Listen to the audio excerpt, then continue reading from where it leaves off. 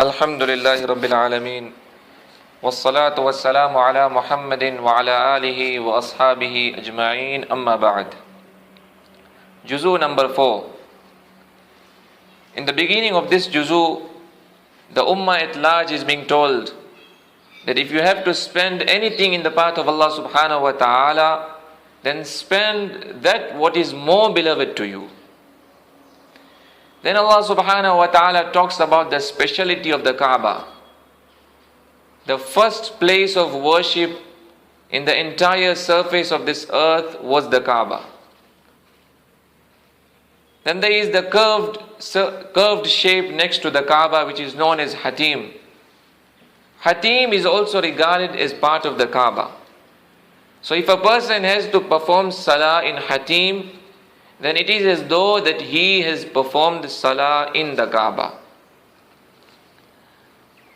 Then there is Maqam Ibrahim, that stone on which Ibrahim alayhi salam used to stand. Then the stone used to go up like the lift in today's time. And Ibrahim alayhi salam used to place a stone on the Kaaba, then it used to come down. So that stone is known as Maqam Ibrahim. Then there is Zamzam water, that water which is very famously known to be the cure of illness. May Allah subhanahu wa ta'ala grant us the ability to drink it persistently. Then there is those two famous hills. There is Safa, there is Marwa. So all these are the signs of Allah subhanahu wa ta'ala. Then Allah subhanahu wa ta'ala talks about the obligation and command of Hajj. That Hajj is obligatory on that person who possesses an amount of money which is sufficient for his journey of going, coming and staying there. And if it is a woman,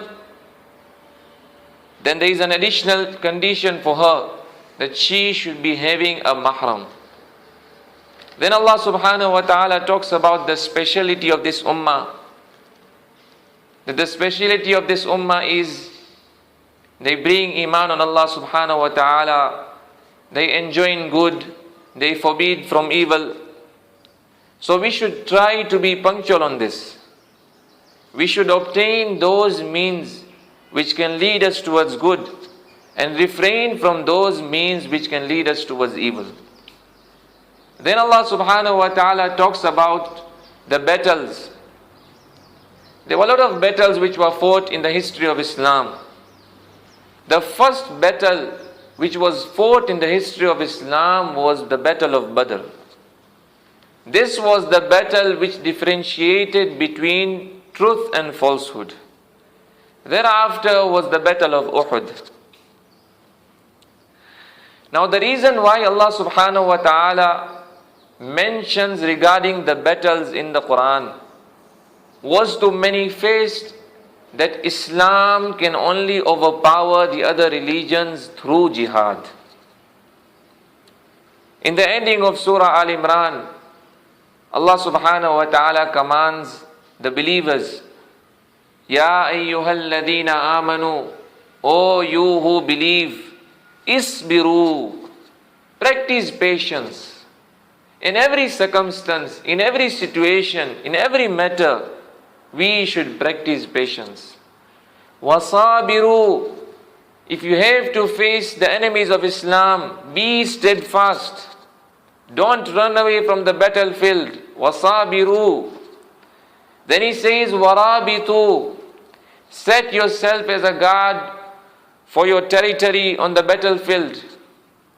Wattaqullah, in every situation, in every matter, in every circumstance, have the fear of Allah, لَعَلَّكُمْ تُفْلِحُونَ, so that you gain success. Surah An-Nisa. Nisa means women. In this surah, because Allah subhanahu wa ta'ala talks about the injunctions pertaining to women, that is why it is known as Surah An-Nisa. Now if we have to speculate the entire Qur'an, we will never come across any surah by the name Surah Al-Rijal. Allah subhanahu wa ta'ala never revealed any surah on the name of a man, but Allah revealed a surah on the name of women. This clearly shows that how much respect, how much honor, how much dignity Islam gives to women. Thereafter, Allah subhanahu wa ta'ala talks about the permissibility of having more than one wife. 2, 3, 4, this is maximum. And this is only permissible when a person knows that he will be able to fulfill the rights of all, and he will be able to give all of them the expenditure. Thereafter, Allah subhanahu wa ta'ala talks about the inheritance, that from the asset of a deceased, how much share will the son inherit, how much share will the daughter inherit, how much will the wife inherit. So all this Allah subhanahu wa ta'ala explains in detail. Thereafter, Allah subhanahu wa ta'ala talks about the muharramat, that to whom can a person get married, to whom can a person not get married. Now we need to understand that there are 3 ways through which a woman can become a mahram to a man. Number 1, through his lineage. Number 2, through fosterage. And number 3, through marriage.